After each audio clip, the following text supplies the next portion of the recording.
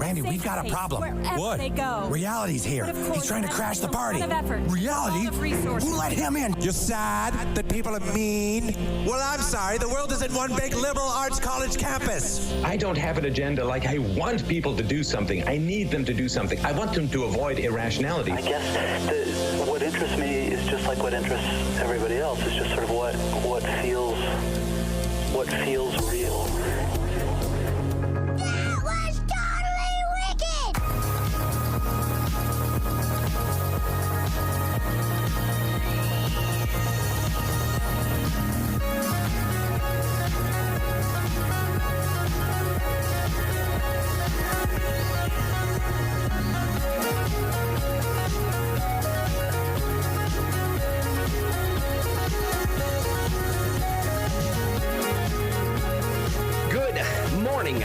Ladies and gentlemen, welcome back to another edition of Real News. It is 9:01 on this Monday morning, June 29th. My name is Mr. Henry, freshly shaven, baby face, got it going. Still haven't had a haircut, though, since the shutdown.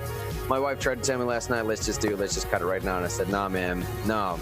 I got big dreams. I got big aspirations for this hair of mine. We're doing something with it, Sean. I don't know. I mean, I'm not exactly sure what, but one day we're going to find out. My name is Mr. Henry.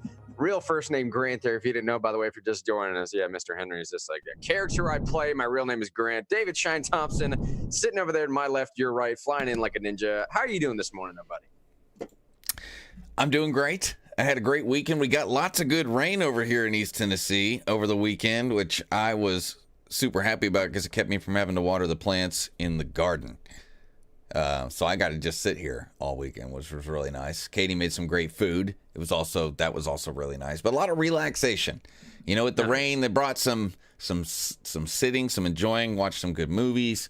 Watched that new Will Ferrell movie that just came out. I don't remember the name of it. Icelandic singers one? Icelandic singing one. It is so funny. Is it? All right. Okay, so it starts out and you think, oh, here's another movie that wasn't like actually completed well because of COVID-19 or edited well, because I've seen a few of those. No. This is a really good, I mean, it's kind of vulgar, obviously. I mean, Will Ferrell's in it, but it's really funny. I really enjoyed it. It's kind of got like a Walk Hard kind of feel because of the music. Okay. You know, but no John C. Reilly, though. So John C. Reilly's not there. But I thought it was really good. It even kind of has a good message at the end. And for a movie that's about the Eurozone, it's kind of anti-Euro and more pro-individual culture, which is kind of interesting to me. It's obviously not made by Europeans. It's made by Americans, which is also funny, even though they're all playing Europeans, which is... The juxtaposition of that was hilarious the whole time, but I totally recommend that movie. Not doing a commercial for it, but if you need a break from all the weirdness, and I was talking with a friend the other night, I think part of the reason there's so much weirdness is there's not a whole lot of new music. There's not a lot of new movies. There's not a lot of new TV shows. So if you want new content, you got to see what building got smashed yesterday, right? That's the new content. And so there's some new content that doesn't involve anything controversial unless you're a huge fan of the Eurozone, which I don't know if that's our audience. So anyway, I had a great weekend. Oh, man, my tomatoes are about to like just redden up, man. I'm going to have like bushels and bushels of tomatoes. If I'm ever feeling really frisky live on the show, I'm going to take like a camera out there and show you the garden. It looks so good. Growing things makes you feel good. You get a bunch of stuff growing out there too, right? Not just tomatoes. I mean, you saw you had some cucumbers the other day and a whole bunch of other stuff, right? Cucumbers, beets. Man. A couple other things. I don't know. Peppers. We're growing peppers too. That's what I'm talking about. Hey, man. Hey, Grant, too, another thing that's cool is our Parler account exploded this weekend. Yeah, it really If you're watching the show and you haven't joined at Real News Radio on Parler, everybody's doing it. Everybody's doing it. That is true. Real News Radio. There's a mass Twitter exodus going on, right? That's exactly. I think 500,000 people over the past 4 or 5 days have joined Parler. You can join that too. #1 trending app on the Apple App Store for like a week or something. Maybe a couple days. I don't remember the exact time, but trending. Woo! Right. And I did discover, too, pretty much everybody knew this aside from me, but just so everyone knows that, yes, I now understand what's going on. The app is called Parler. A post on Parler is a parlay. I get that now. I understand it. I think I was calling it Parlay. I think I was calling the app Parlay or the social media site Parlay last week. How am I supposed to know with them and their weird cultural nuances with their A's and Ers? Oh, man. By the way, greatest artist in the nation appreciation segment. That's where we just, hey, let us know what's going on with you, how you been, how your weekend was, what you need help with, prayer concerns for businesses that are trying to innovate, any of that stuff that's going on. Bring it to our attention.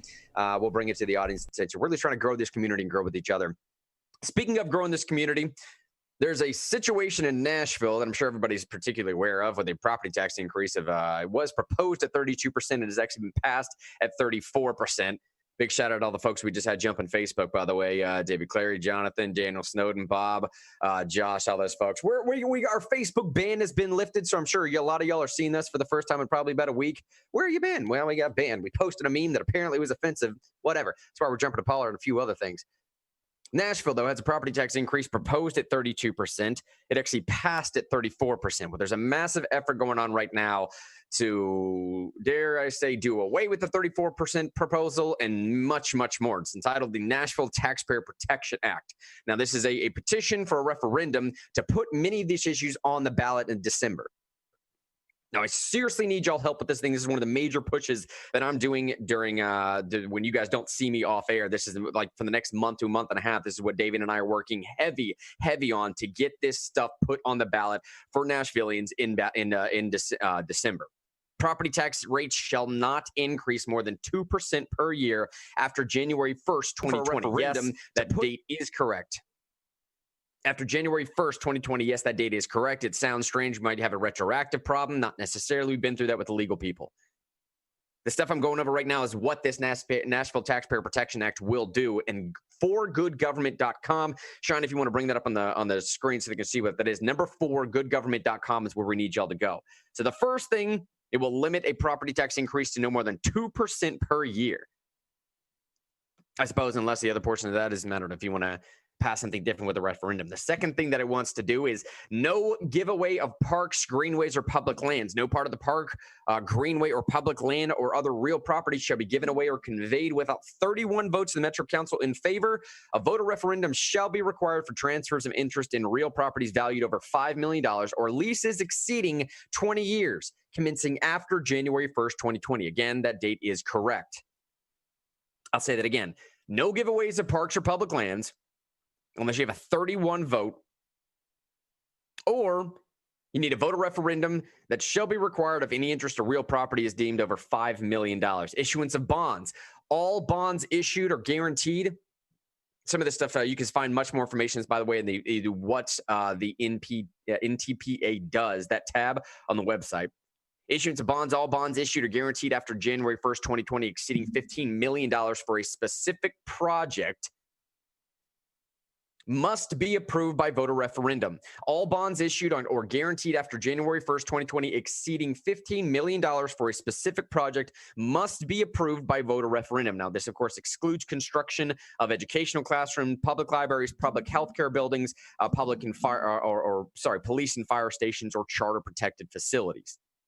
Failed promises. If a professional sports team leaves Nashville or ceases playing professional games for more than 24 months, all facilities and related commercial development shall revert to the people, and all related contracts shall be terminated, including land leases from the Nashville Fairgrounds. Fairground stuff is another big thing coming up here.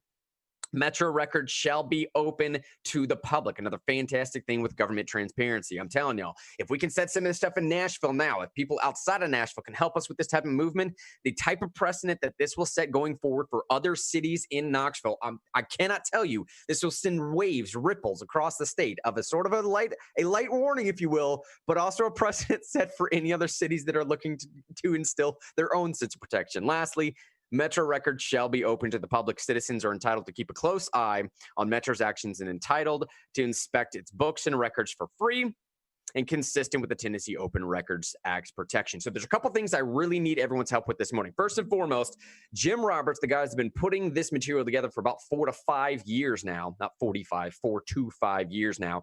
He will be on the program or we will be doing a pre-recorded interview on Tuesday at around 10:30. And I'm still trying to figure out if we're going live with that, if we're just doing something pre-recording. But at least pay attention as far as Wednesday will come or later on Tuesday. We'll be putting that out there somewhere, answering questions, bringing people more up to date, other ways that you can help. Much more in-depth dive into this issue. Other ways that we need y'all help right now. Share this website, forgoodgovernment.com. Share this website with anybody you think can get this information to registered voters in Davidson County. Share the attached petition on that website with anybody that's a registered voter in Davidson County, especially those that are, partisan to, not partisan, but are on our side with this particular cause. Share this info with your friends, family, other groups that you might be a part of, Facebook groups, peer-to-peer stuff like that. Also, contact either myself or David Sean Thompson here if you would like to be a part of some of the efforts that we got going forward. This door knocking, texting campaign, phone banks, digital outreach, peer-to-peer social media, any of this stuff if you want to help make a difference in the Nashville area here. Last thing I'll say, and then we'll get to some of the local stories. Look out for all of our future posts coordinating dates and times for these types of activism opportunities. Like I said, door knocking, texting, phone banking, digital outreach, peer-to-peer social media, any of that stuff, man. If you want to help make a difference with us, let us know you're on board. We'd love to have your help. Moving into local stories at hand here, Sean. And if you want to make a comment on any of that at all, feel free to interrupt me, buddy. But here's the headline for today as it pertains to the Nashville area again. We have a mask mandate in the Nashville area. This went into effect as of Sunday, 5 p.m. Let me just read the headline. This is coming from WKRN.com.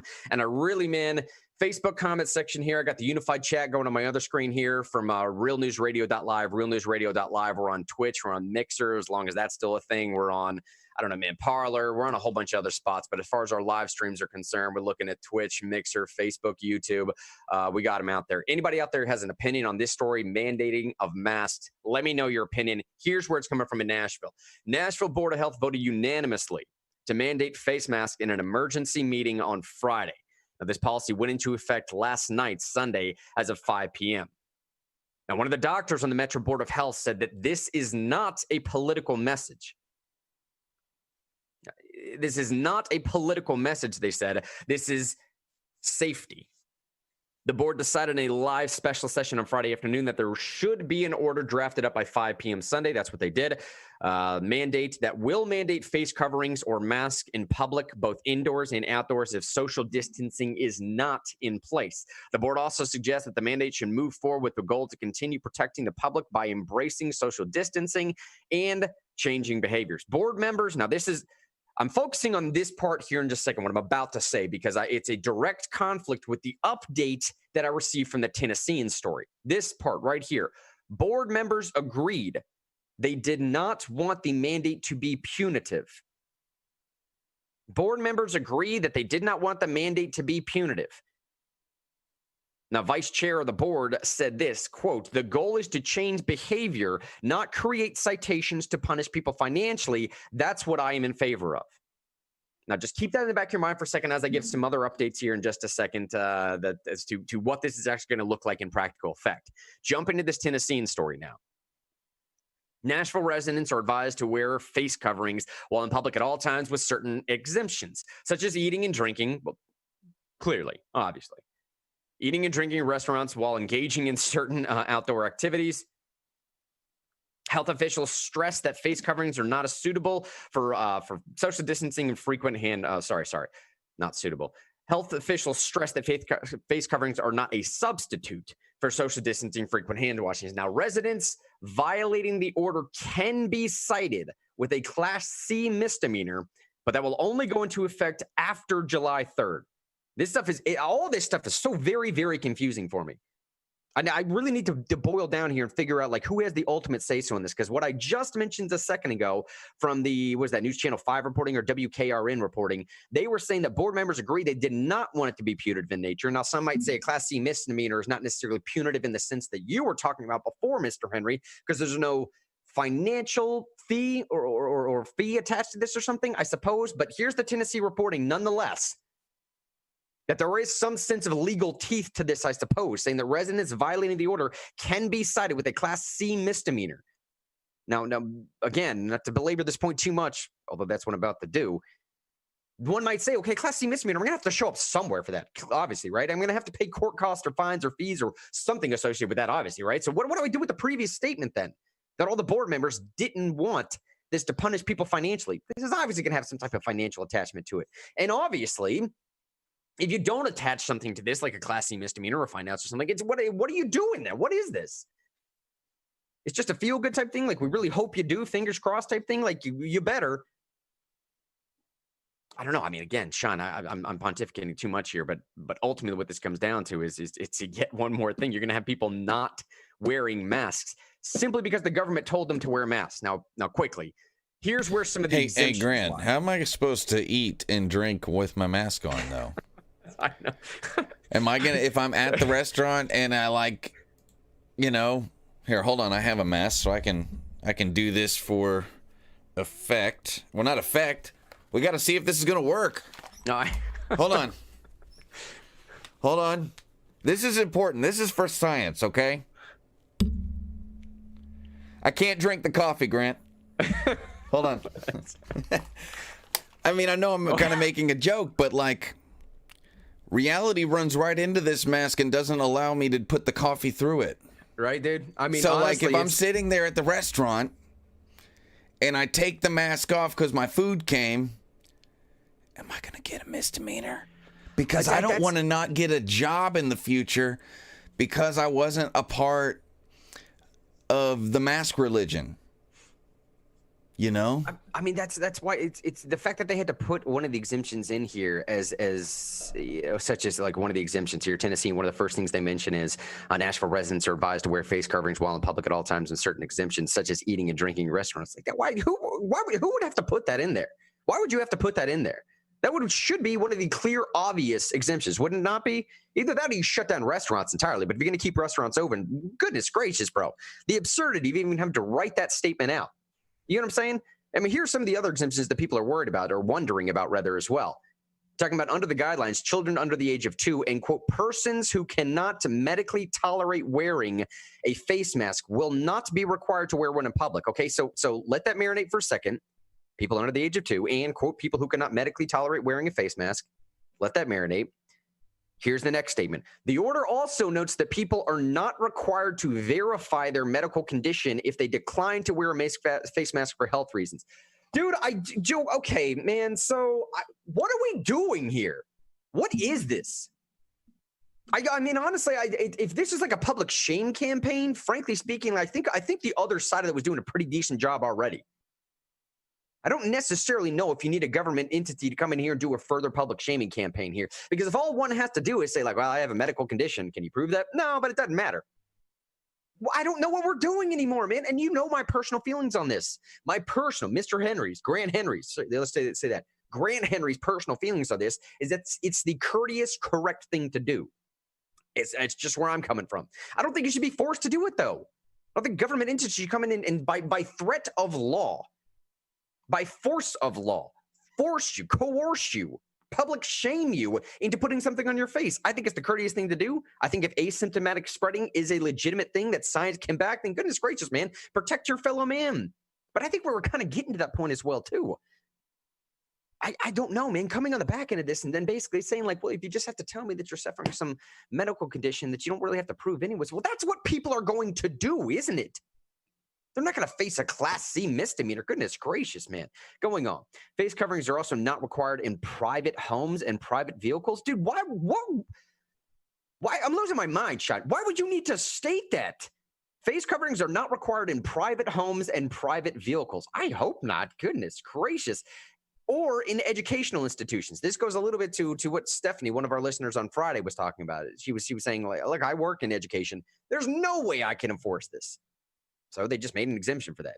Exemptions also apply for people working alone in separate offices, spaces, or non-public spaces that have, quote, adequate area for social distancing. They go on to say face masks are not required when eating or drinking in public restaurant. Went over that a second ago. While outdoors in public spaces are maintaining 6 feet of distancing, walking, swimming, running, stuff like that. Now, here's a very interesting. And we have Daniel in the chat that said there was an exemption for eating and drinking. Right. But what I'm saying is, do I actually have to have the plate in front of me? Am I supposed to keep the mask on when the food's not in front of me, or is it okay once I enter the restaurant? Do I need to have the mask when I'm walking up to the salad bar, but then I can take it off when I get back to my table? Do I need to wear it when I go to the bathroom? You get what I'm saying? This is what I mean by I know there's an exemption for eating and drinking, but where's the line? Is it once I'm in the restaurant? You get what I'm saying? Do I have to wear it when the food's not here? This is the weird thing about making such an insane law. If it is law, it's law, I guess, because it was passed by a legislature. Well, I mean, it was at least passed by the Board of Health, which that's what I mean. The right. Board of Health. It wasn't but like in Nashville. You're right, though. I mean, that is, in a very technical sense, the sole legal entity that would not legal entity, but the sole entity that would be in charge of issuing this type of edict. So you're exactly right. It was. I don't know in an elected capacity. That's what I'm saying. I don't think in a representative capacity, this is what's happening. See, this is what Richard said. He sent us a message a second ago saying unelected bureaucrats are not able to mandate. They shouldn't be, I suppose. But I think in Nashville, that's what's happening right now. It's the board members, the one that made this decision, and the board members, the one that we've delegated that power to make these kinds of decisions to. Frankly speaking, and what's the number? 6 counties, I believe, maybe 7 or 8 counties. I don't remember, but I do know it's the major counties that we're talking about here: Davidson, Knox, Shelby. Of course. But I mean, look, man, let me hit some of these Facebook comments real quick too, and then I want to get to the last point of this as we switch to national stories. But Jonathan said a second ago, the individual has the ultimate say so. The Class C misdemeanor is punitive. The state has minimum fines that they charge. That's exactly what I thought. Don't tell me that they don't want to go for punitive and then at the same time say that they're going to be cited with a Class C misdemeanor. There's clearly some punitive aspect to that. Bob said a second ago, just listen to Glenn Beck's story on this mask thing. He had a mayor in Texas on and made a great explanation of why this puts law enforcement in a bind because it's unenforceable and unconstitutional. I honestly don't know. I don't know what officers do with this. I seriously don't know what officers do with this. Because again, if everybody gets wise to the idea that you just have to say that you have some medical concern to not wear it, and you don't have to verify that medical concern, well, what are officers doing out there then right now? Again, maybe there's some aspect or component of this, and I'm not rhetorical in this. Maybe I'm genuinely wondering, is there some aspect to this where the public shaming component could do enough to force people to wear a mask? Daniel said, yes, eating and drinking are excluded. Absurdity, how law works. Sub-business is one of the cover of law to require people to wear masks. Well, yeah, I guess, but goodness gracious, man, if we leaned a little bit more libertarian in that sense anyways, they could have the right to exclude as they wish, I suppose. Does this have the feeling of like a soft stop and frisk to you? It really does to me. It really feels like the people who could be disproportionately hurt by this are people who are just walking around outside and causing subjective trouble. You know what I mean? Like, I don't know if they're doing anything wrong necessarily, but they're not wearing masks. So we can go up and talk to them. We can cite them and see, and then ask them more questions. You get what I'm saying? Yeah. I feel like, you do something this broad and this individual, you're just asking for overreach. And the people who will experience the most overreach are people in the lower socioeconomic brackets. To me, I feel like that you're inviting bad things. And I know we're all worried about like the absurdity of it or the unconstitutionality of it, but like there's a reason things like this aren't unconstitutional, right? It's not like a philosophical debate. Like there's a practical application. Bad things that are not intended by this Board of Health who said that we should do this could happen because they do this. There could be unintended consequences, which is why you don't do things like this. I don't know. Just throwing that out there. Even if someone doesn't want to follow along the line of, say, the constitutionality or lack thereof, rather, if they don't want to follow that line, that's not a problem. I mean, even in the sense of like the practical aspect of how pragmatic is this type of solution, the effectiveness of it, the ability to implement something like this is virtually non-existent. If, like I said before, if anyone and everyone either can qualify as a child under the age of 2 or someone that has a medical concern that they don't have to verify, well, I guess what I'm really saying is that if people just want to lie about the reasons why they're not wearing a mask, they technically can do so. It's still, at the end of the day, the exact same spot we were before. It's just a bit more public shaming campaign behind it. That's what I'm saying. If you just have to lie about it, then this is the same place we were previously. Your friends and family are trying to convince you it's the correct thing to do. The scientific consensus on it saying that it's the courteous thing to do. But you can still just not do it if you want to. I just don't know how practical of an edict something like this is because of the number of exemptions that are even allowed at this point as well. What are they trying? What is the purpose of this? The point I'm trying to make here again. So in the last point I'm bringing up here as well. So we went through the exemptions before. We went through the people that it doesn't apply to. We went through adequate social distancing. We went through eating and drinking. Last one. Masks are also not required. Masks are also not required in places of worship or in a building or space owned or managed by the state of Tennessee or federal government.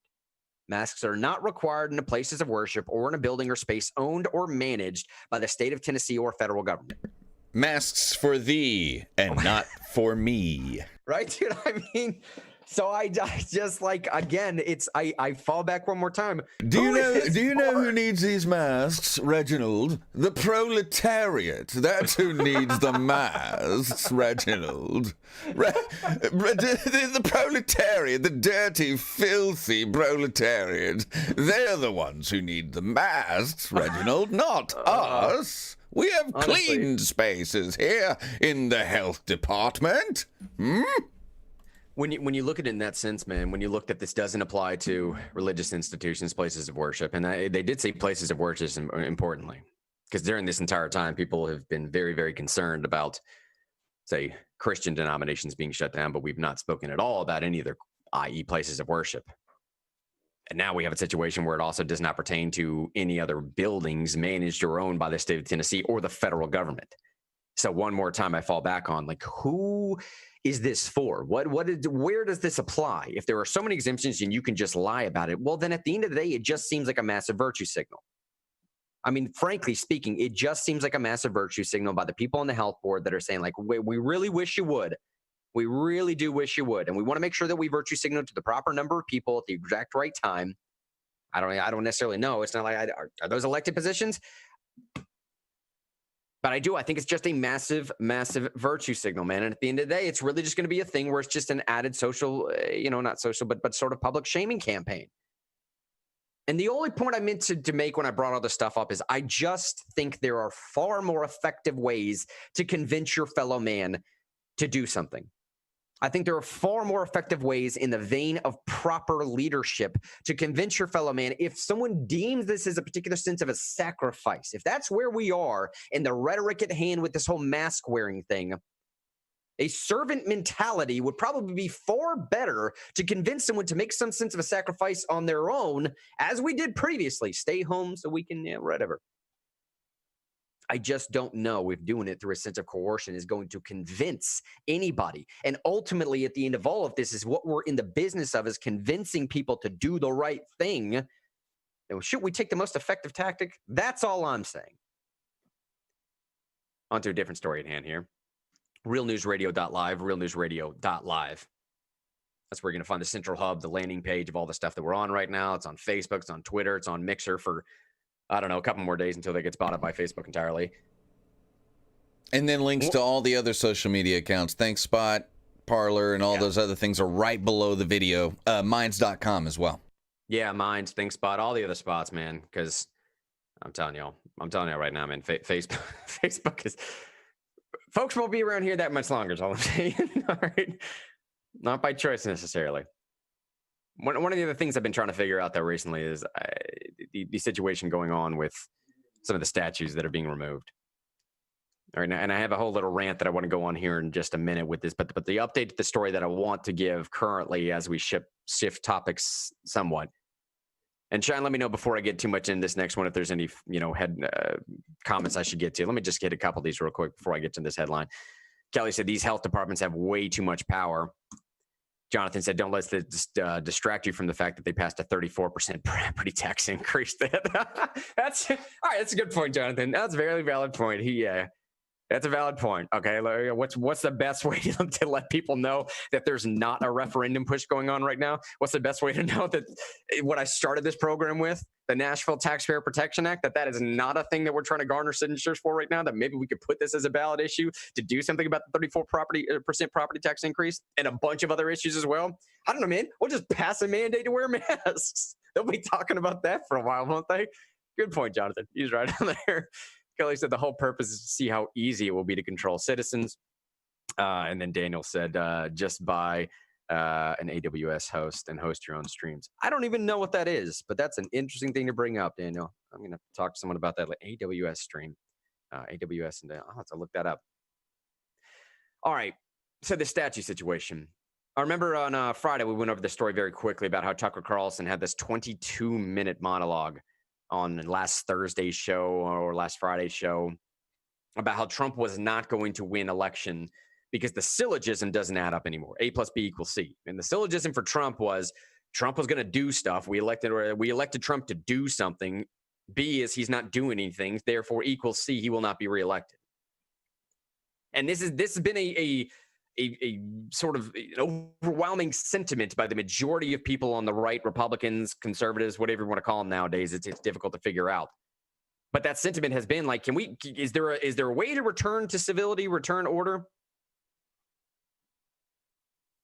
And you know where I come from on this as well. The story we just left. For me, using a coercive element to do this is never going to accomplish anything on either side. There is a reaction to every sense of an opposite reaction, reaction to every opposite reaction, whatever the thing is, right? The story we have right now is 4 men are charged in federal court for attempting to tear down statues of Andrew Jackson in Lafayette Square amid protests. Now, these individuals' names you can see in the story right here. I don't think it necessarily matters to know these individuals' names. I'll at least give you the age because that's somewhat interesting for the demographic makeup. 47, 20, 37, and 37. These people were from Virginia, Washington, D.C., Maryland, and Maine. So 4 different individuals charged with federal counts. Now, the complaint today that was unsealed today alleges that on June 22nd, 2020, the 4 men, along with other unidentified individuals, damaged and attempted to tear down the statue depicting Andrew Jackson.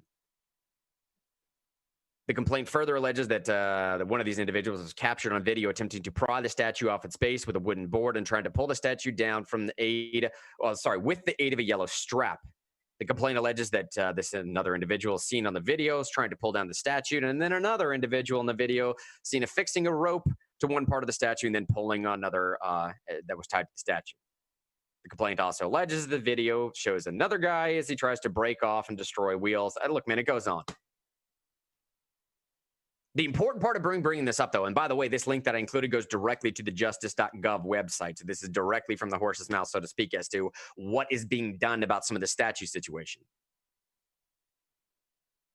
Acting U.S. Attorney Michael Sherwin said this, quote, "The United States Attorney Office for the District of Columbia will not stand idly by and allow our national monument to be vandalized and destroyed. This office remains steadfast in its commitment to protect the sacred First Amendment rights of individuals to peacefully protest. But these charges should serve as a warning to those who choose to desecrate the statues and monuments that adorn the nation's capital. Your violent behavior and criminal conduct will not be tolerated." He was not the only one to chime in. James Dawson, he's a special agent in charge of the FBI's Washington Field Office Criminal Division. He said the FBI respects the peaceful exercise of First Amendment rights, but will not allow opportunities to hijack peaceful protests to incite violence and destruction of property. We will continue to work with our partners to enforce federal laws prohibiting damage to government facilities. And Gregory T. Monahan, he's the acting chief of the United States Park Police, said something very similar as well, not to be the only one left out of these departments. He said members of the United States Park Police are working tirelessly to provide quality law enforcement, safeguard lives, protect our national treasures and symbol of democracy, and preserve the natural, cultural resources entrusted to its services. We are committed to ensuring that citizens are able to freely exercise their constitutional rights in a safe and peaceful manner. The deplorable acts of violence and destruction of property are unacceptable and will continue to be pursued through the ongoing collaborative investigations and enforcement efforts. Now, the only reason why I chuckled there at the end is because by the third person you're hearing state something like this, it starts to seem and sound remarkably similar to the other ones. In some sense, these folks are trying to give a bit of shade to the actual protester to say, here's your out, please take it. We are making a hard line of delineation between those that are peacefully protesting and those that are merely meant to be there to incite violence. So the narrative that they're picking up on the entire time is, hang on, man, it's only a small percentage of bad apples that are out here doing the violence type thing. And we are distancing ourselves from that. I'm speaking as the protesters here, the peaceful protesters, the ones that are actually trying to enact meaningful change. We're distancing ourselves from that. We're distancing ourselves from the violence and the tearing down statues and all that other stuff.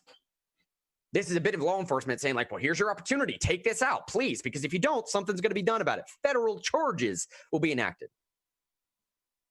And honestly, Shauna, I think my only real point of bringing this up today is, like, is anyone surprised by this? I mean, honestly, sincerely, I'm genuinely asking, is anyone surprised by this type of reaction? I would have to think no. If you're being honest with yourself, you would have to say, no, of course I'm not surprised. But what did you expect them to do? What did you expect them to do? To sort of like willfully lay down and sort of let this stuff come down? And again, I'm just surprised it took 5 weeks. I mean, honestly, I have a much longer rant I need to go on here in a second just about this. But at the end of all this, what I really meant to say is none of this changes anything. It doesn't change any of this stuff. It's not like they're replacing those statues with something different. At absolute best, it just leaves a bare marker, an open stage that the overwhelming majority of the time, those places, those people are put right back up. The statues are I don't know, they're cleaned up. They're put back together and they're put right back where they were just torn down from. This is not enacting change. This is forcing your fellow man to just abide.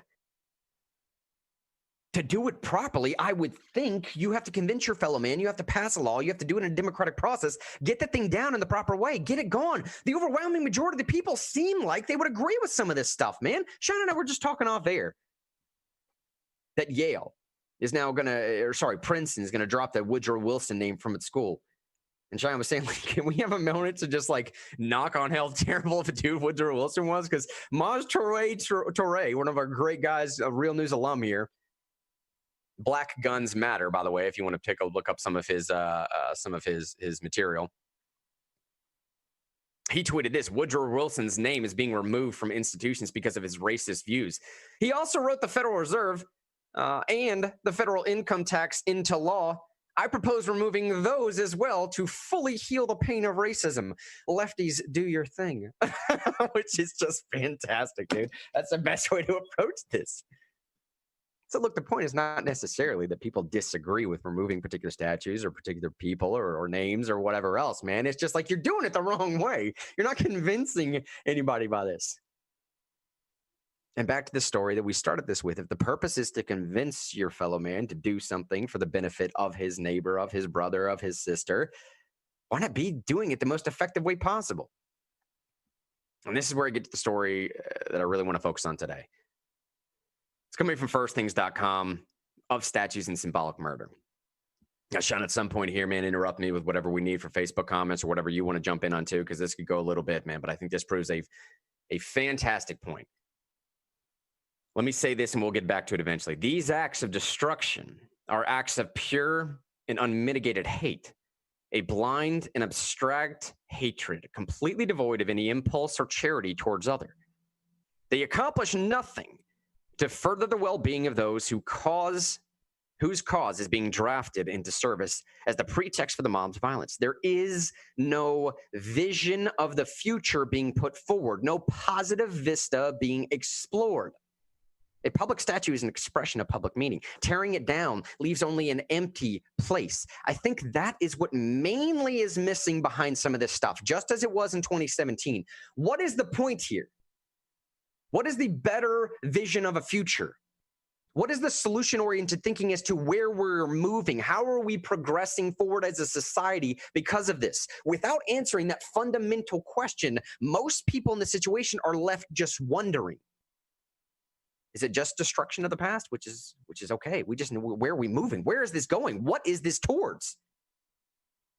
And if this looks like this entire thing has been commandeered by, say, some sort of communist agenda or Marxist agenda, then I don't know, man. You've lost everybody from the very beginning.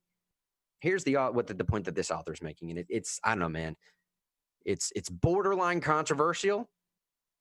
So stop me here in a minute whenever we need to talk about it. This is what this guy says. In our culture, we've gotten so used to the idea that iconoclasm is a good and admirable thing. a vigorous rethinking of hoary pieties and staid traditions, that we've forgotten the horror and waste of what this word really signifies. We are now in the process of being reminded iconoclasm is nearly always associated with movements of religious or quasi-religious conflict when profoundly different convictions and sensibilities come into conflict and understandings of the sacred becoming locked in a vicious combat to the death. You understand this picture that this guy's painting right now? Historically, iconoclasm has always been associated with either religious or quasi-religious ideas. Now, the strange component now, and it does seem to be a strange component now, is that someone might be able to say, well, there's no religion over here. We're not talking about, religious figures. Well, we sort of are. We kind of are. And that's a little bit of what's being about to be said right now, is we're sort of just replacing one religion with another, which is why the iconoclasm stuff makes so much sense. And we can go from one historical tribe's obliteration to the traditional Egyptian gods, to the Byzantine and Calvinist attempts to suppress religious imagery, to the French Revolution's origins of cultural desecration, to Muslim ruin of Hindu or Buddhist temples and artifacts. I mean, episodes of iconoclasm are never merely cleansing operations. Iconoclasts seek to assault the sensibilities of those they oppose and utterly destroy all physical evidence that such views ever existed. There is no room for coexistence, tolerance, or epistemic modesty. Now, this is where the article gets slightly controversial, because it's starting to speak in that sort of language of, we're destroying the past, they're taking away our history. That is not where I'm going with this. That is not where this author is going with this. This author is thinking on a much, much deeper level here, talking about that there is no room in this type of exchange. When you have two religions vying for power, there is no room for coexistence or tolerance or epistemic modesty. And that is the sole thing that is desperately needed right now. Friday's show, one of the things we talked about is to no longer seek after revenge or retribution. This is some of the outworking of that. Article goes on to say it's hard to know how much of this applies to the statue-wrecking spectacle we are seeing right now in the United States and a few other Western countries. Despite the appearances of mob spontaneity, there is a sort of made-for-camera quality about the great deal of action that suggests the premeditation and well-financed organization at the highest levels, to say nothing of cynicism. There's sort of a camera quality about the great deal of action that suggests that there's premeditation and well-financed organization in some of this stuff. The connection between appropriate outrage over the police killing of George Floyd on the one hand and the widespread destruction of public statues, not only Confederate generals, but now the likes of Thomas Jefferson, George Washington, Andrew Jackson, Winston Churchill, Theodore Roosevelt, Ulysses S. Grant, Mahatma Gandhi, and others, that connection between all of those folks and the police killing of George Floyd is tenuous at best.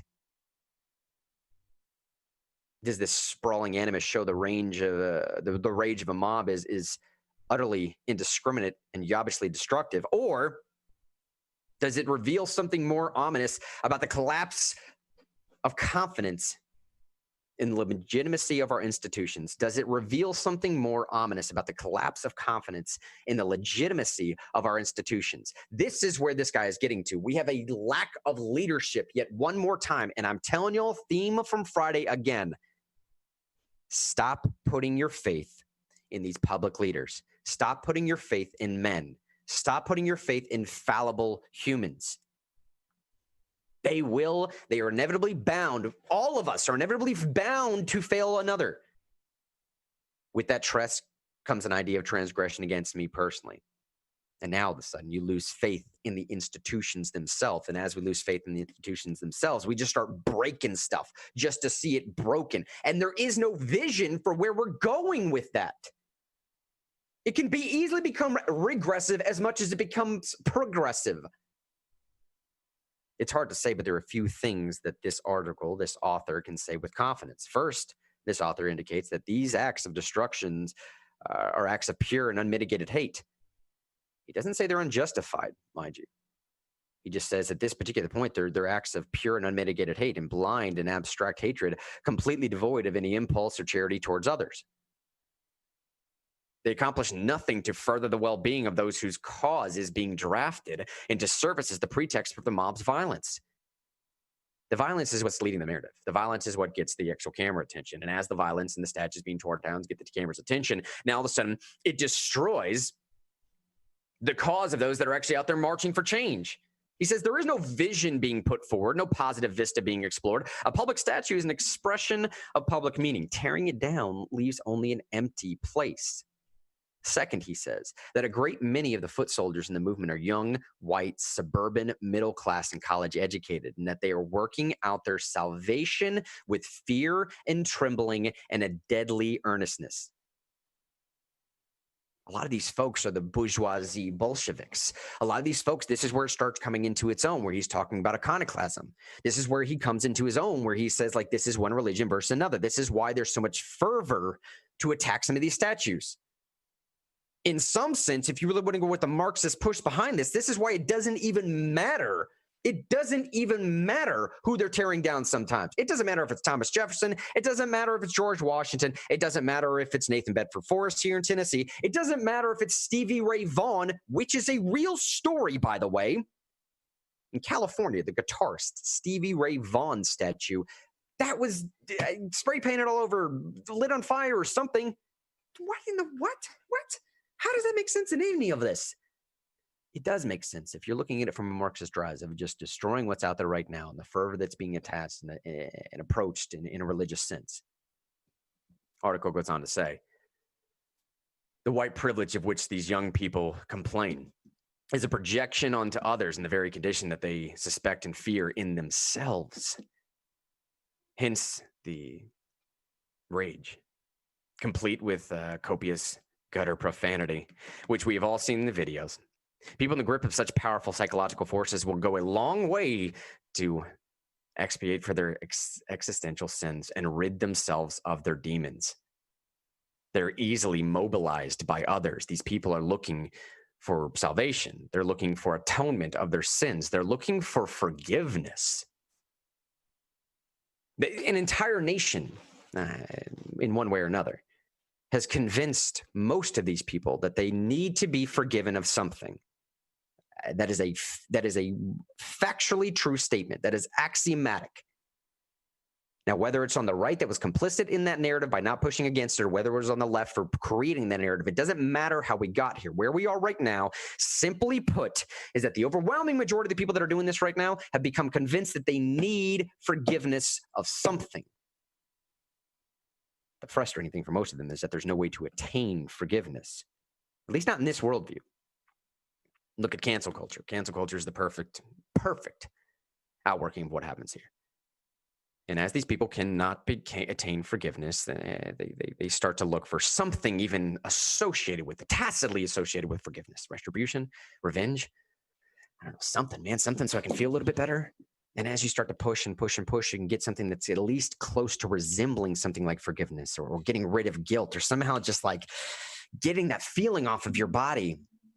You start to doing a little bit more and a little bit more and a little bit more extreme things. Now, according to Pew estimates, only 1 out of 6 individuals involved as a Black Lives Matter activist is actually Black.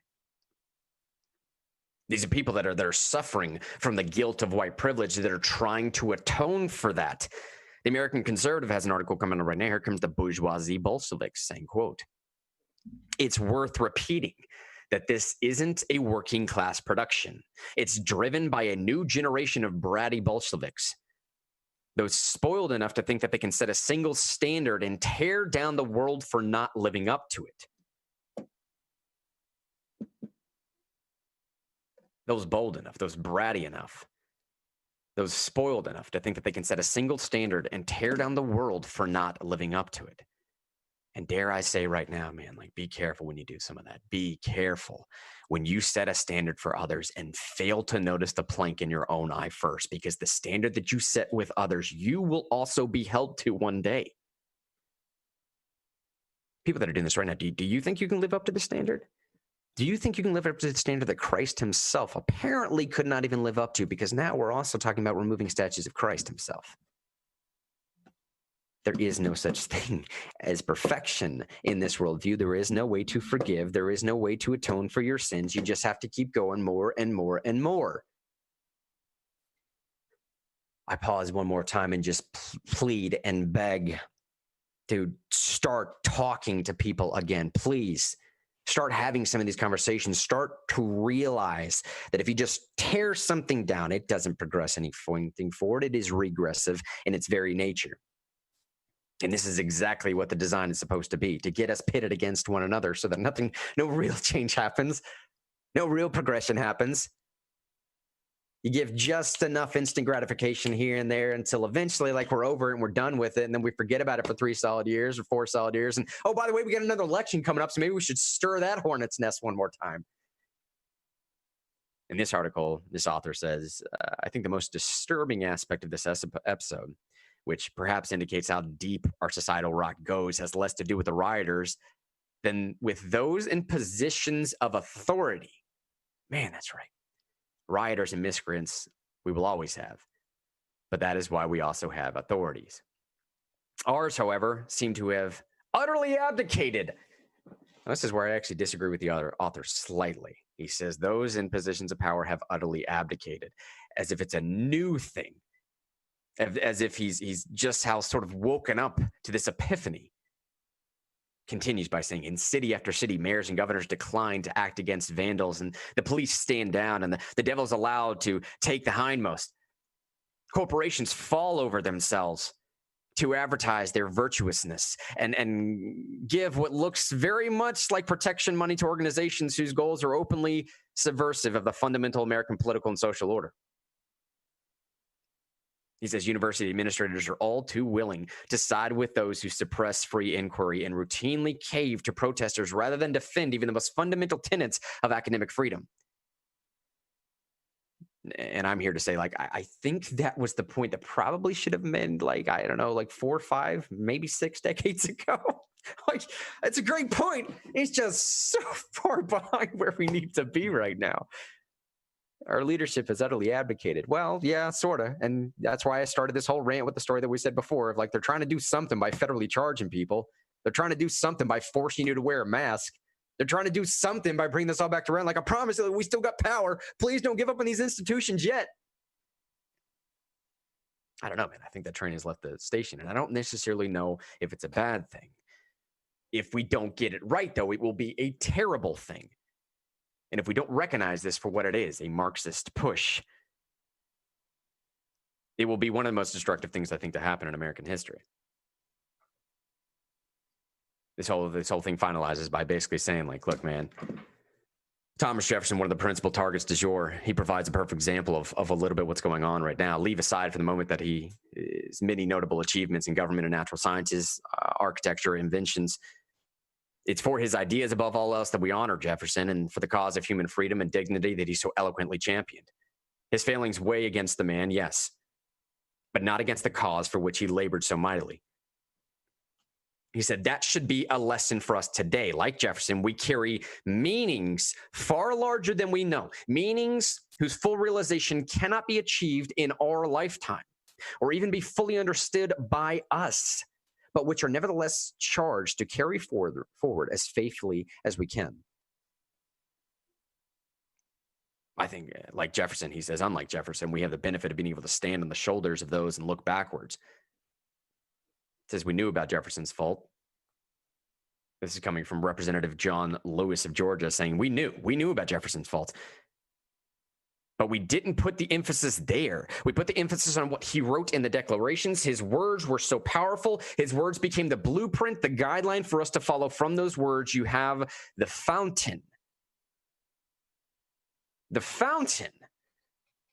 And this is what I'm saying, y'all. If you start to find yourself slipping into this cult of personality where you are ascribing some of the underlying philosophy more to the individual, to the man, to the woman, to the person, than you are the true nature of what is being said, you've got a problem. You've got a major problem. Humans, man, women, they will always let you down. I will always let you down in some way. It is going to happen. There is truth in some of these things that we can progress behind, the words that were said, the ideals that carry, the philosophy that carries, man. This great human experiment of the representative constitutional republic of America, that still remains. That's what's being destroyed right now. When people think that they're taking down the image of some man, whatever, man, it doesn't matter. If it's being done without vision being put forward, if there is no positive vista to explore, it is a barren wasteland. I don't know, man. This is a place that I just certainly don't want to be. Sean, I know we got about 5 minutes left, man. I'll give you an opportunity to follow up if you want to, or maybe we can hit some Facebook comments or something, man. But it's just, we can't continue to go forward like this much longer. We can't. All of this stuff is unsustainable. On each side, all this stuff is unsustainable. There's a couple different acts here. I mean, some tweet that came out by this guy named Anton Sorkin, great guy I went to law school with. He's talking about the 3 acts of elite universities in America. Act 1 is the Princeton moves to change the name after Woodrow Wilson due to his racist thinking. All right, so you got a conversation. Let's start talking about it. Maybe Woodrow Wilson had some racist thinking, man. Like, he played that movie in the White House. And he created the Federal Reserve. Not exactly racist, but you could make an argument.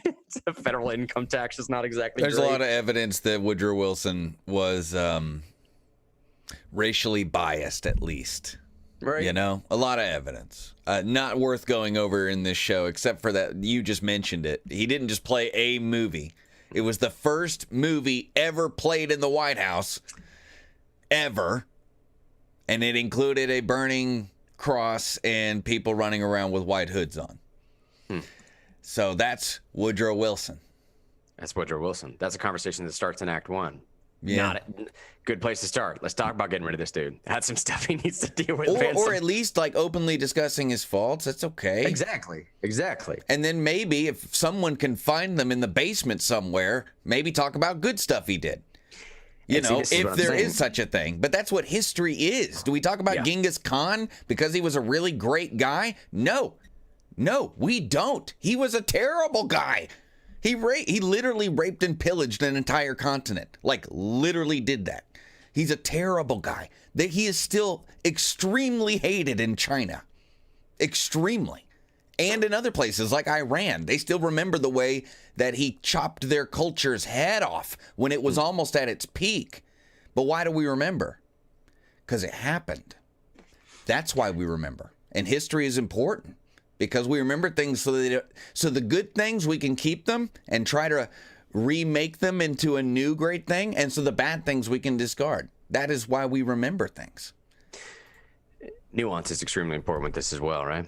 So as you enter into Act 1 here from this tweet from Anton Sorkin, this guy says, hey, man, Act 1 is talking about something with Woodrow Wilson removing because of his racist thinking. Let's talk about it. Let's have a conversation about it. Act 2 then goes into a headline from the American Conservative saying students at Yale are now asking for donations so that, quote, Black, Indigenous, and organizers of color can have vacation homes to rest and rejuvenate. Students at Yale are asking for donations so that, quote, Black, Indigenous, and organizers of color can have vacation homes to rest and rejuvenate. Starting to shift a little bit, starting to get a little bit more strange, starting to understand the motivations behind it, starting to try and figure out, like, is there an atonement push going on here? Finalizing in Act 3. Headline from thecollegefix.com. Harvard Law School is refusing to defend its newly announced religious freedom clinic in response to criticism by some students that it will harm progressive priorities. Now you have one religion winning over the other. I think this is all I'm talking about, man. Like, if you don't allow for nuance, if you don't allow for conversations to take place, if you don't allow for, man, just the basic underlying precepts of the First Amendment and freedom of speech, we end up in a very weird, desolate wasteland. We got to end the show for today, 9:59. Shannon, I got some stuff to do. Stick around, though, for the rest of this week for sure. We got some major pushes coming for the Nashville Taxpayer Protection Act. It's a mouthful. I get it. Nashville Taxpayer Protection Act, NTPA, I'll call it. Jim Roberts interview coming up on Tuesday. We'll be back tomorrow. Oh, yeah, right. realnewsradio.live, links to all the places, all the things, Parler, Minds, ThinkSpot, Facebook, YouTube, Twitch, Mixer, all that stuff. Say it again, Sean. Oh, yeah, merch and contact info is there as well. Yeah, we'll be back tomorrow. See y'all then. Love y'all.